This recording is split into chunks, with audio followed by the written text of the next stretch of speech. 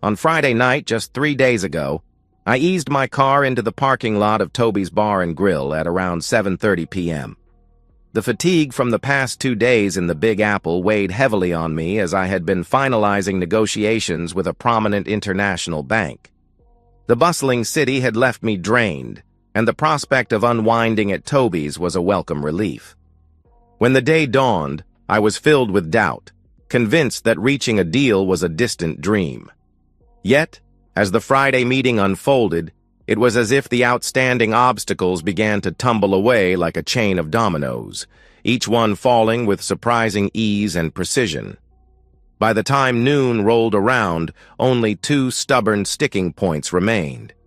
We decided it was best to take a break and head out for lunch separately to clear our minds. I wandered into a nearby Jewish deli that exuded the comforting aroma of freshly baked bread and smoked meats. There I indulged in an indulgently large pastrami and Swiss on rye. The sandwich was a masterpiece. Each bite was a perfect meld of flavors that I savored with complete satisfaction. When we reconvened at 1:30, George Willis, the lead negotiator from the bank, said, "We've made a ton of progress. I propose we split the difference on the last 2 points."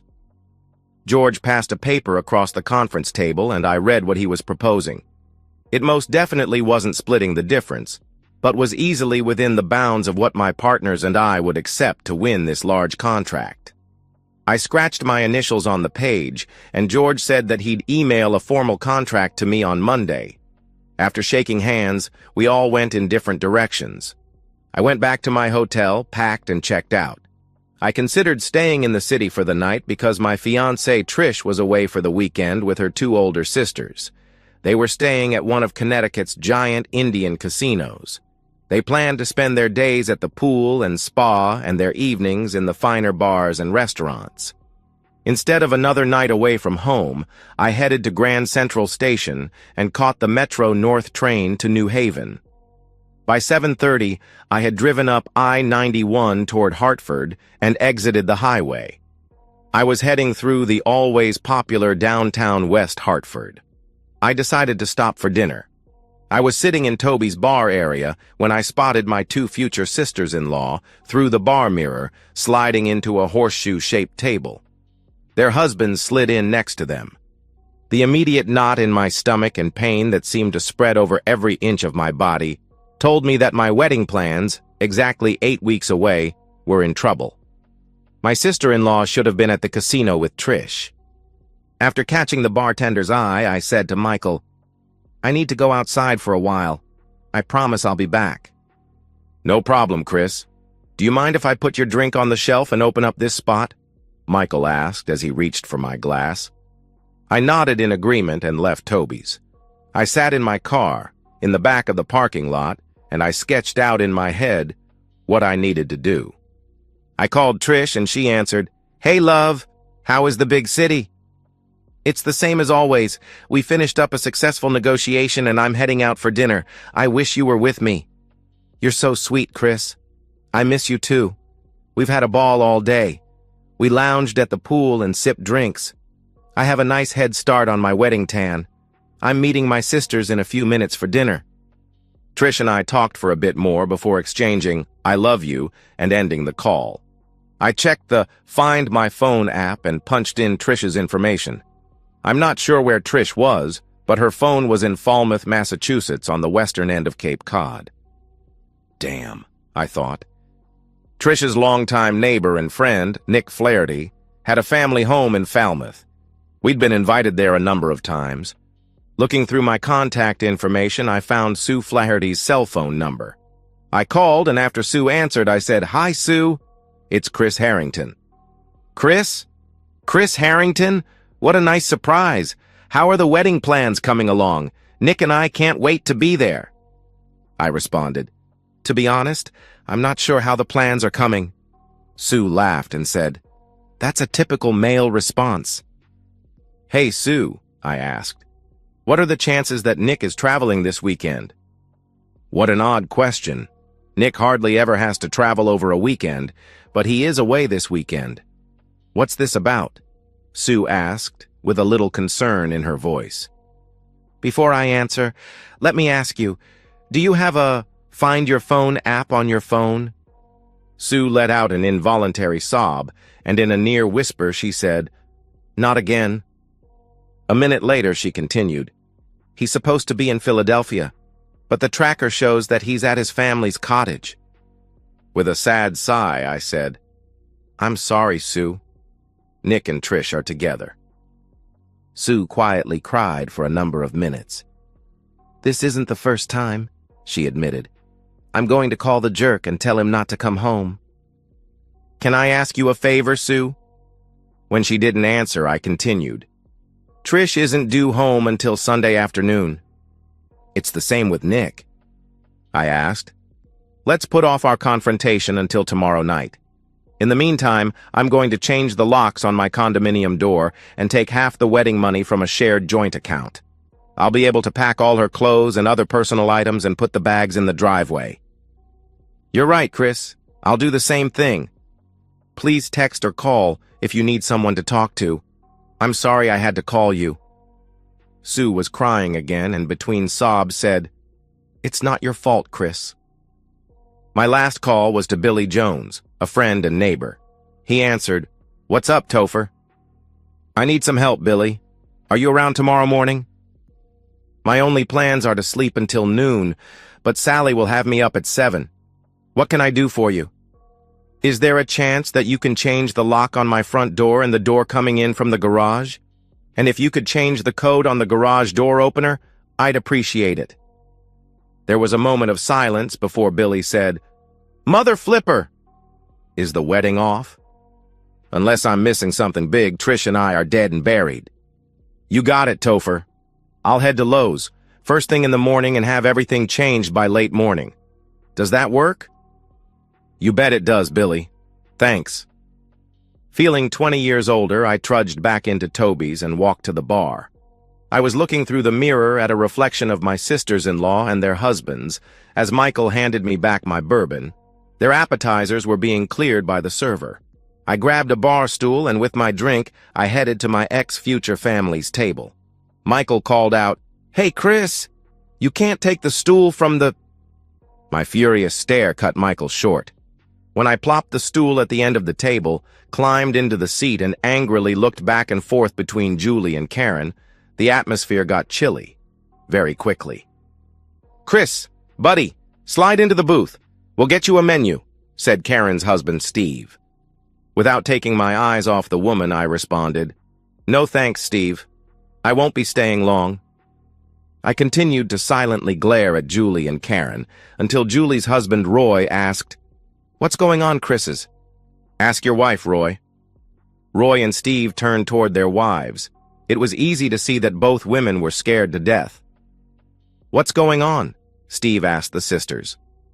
Karen was the first to speak when she said, "It's not what you think, Chris." The thick tension grew as I looked across the table toward Karen. "I'm guessing it's exactly what I think," I told the group. Steve and Roy were looking back and forth between their wives at one end of the table and me at the other. When tears started streaming down Karen's face, Steve demanded, "What's going on, Chris?" "Your wives are covering for Trish. They were all together in my kitchen last Tuesday. Since I was going to be out of town until Sunday, they were going to Foxwoods Casino for a getaway weekend." "Where is Trish?" Roy asked the sisters. When they remained silent, he turned and looked at me. "She's at Nick's Cape Cod house." "Is that true?" Steve hissed. Both women were crying at this point. Karen nodded her agreement. Julie blubbered, "Trish loves you, Chris." "She really does." Steve rolled his eyes and Roy glared at the tabletop. "She has a great way of showing her love. She and her sisters lie to me and she goes off with an old neighborhood crush for a love fest weekend, just 8 weeks before she marries me. Your sister is a disgrace." "Don't you dare." Roy interrupted his wife and said, "Shut the hell up, Julie." Turning to me, he asked, "What are you going to do?" "I'm going to cancel the wedding." Both friends leaned back in the booth. Their wives cried even harder. "Dad has spent so much money on the wedding and reception," said Karen. "I don't care. I'm not going to marry a lying, cheating woman like Trish. I waited a few moments before I told the group, I've told Sue Flaherty that Nick is cheating with Trish. We'd both would like 24 hours before we crush them. 4 sets of eyes were looking at me when I asked Roy and Steve, I need your help. Can you make sure? My head jerked toward their wives. Can you make sure they don't contact Trish until 6:15 p.m. tomorrow night? Both women started to protest before Steve said, We sure can, buddy. And then turning to his wife, he said, I'm disgusted with you. I have to wonder if your sisters have ever covered for you while you cheated on me. Karen was stunned as Steve continued, If you or Julie contact Trish in any way, I'll consider filing for divorce. Roy's face was bright red in anger.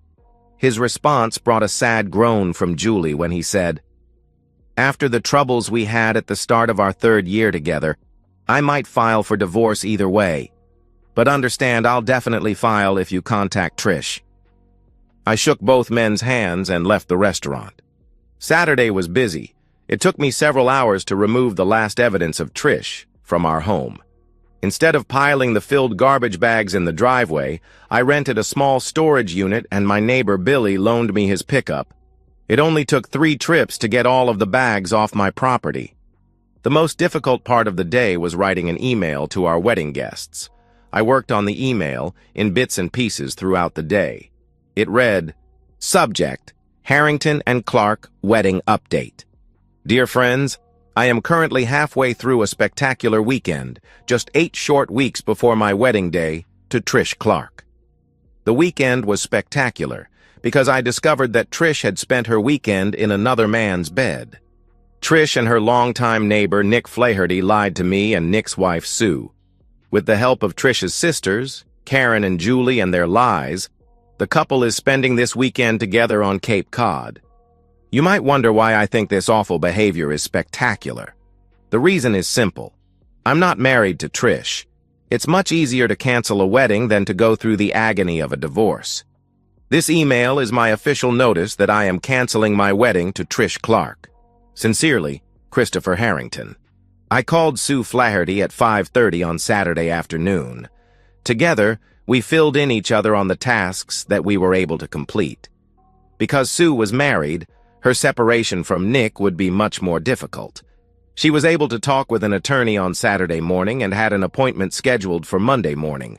The attorney had recommended canceling joint credit cards and, as much as possible, separating the family finances.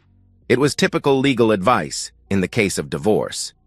We finished our call a few minutes before 6 p.m., and we agreed to send our spouses a text at exactly 6. My text simply said, I hope you are enjoying your weekend with Nick. Thank you for showing me and the world that you are a liar and a cheat. Our wedding is canceled. I sent the text at exactly 6 p.m. A moment later, I sent the email to our family and guests. 16 months later, I stood at the edge of the altar. My best man and groomsmen were flanking me to the left. The maid of honor and bridesmaids had each processed down the center aisle of the church, each looking as stunning as the last. Tears came to my eyes as I looked toward the back of the church. Trish's father stood proud, dressed in his black tuxedo. His eyes, like mine and the rest of our guests, were locked onto the most beautiful bride ever. Her blonde hair was styled and looked beautiful under the small white veil. Her blue eyes sparkled and were filled with love, and her deep red lips gave me wicked thoughts of our upcoming wedding night. The form-fitting white wedding dress highlighted her heavenly figure, without making her look beautiful. It was perfect. As Mr. Clark and my bride started down the aisle toward me, I felt a pair of eyes drilling a hole through me. I scanned the guests on my side of the church before glancing at the bride's side. That's when I saw Trish. She had tears cascading down her cheek. I saw her silently say, "I'm sorry," before she turned toward her father and youngest sister walking toward me. And that's the end of today's story. If you enjoyed it, please give this video a thumbs up and drop a comment below. Your support helps the algorithm push my content further.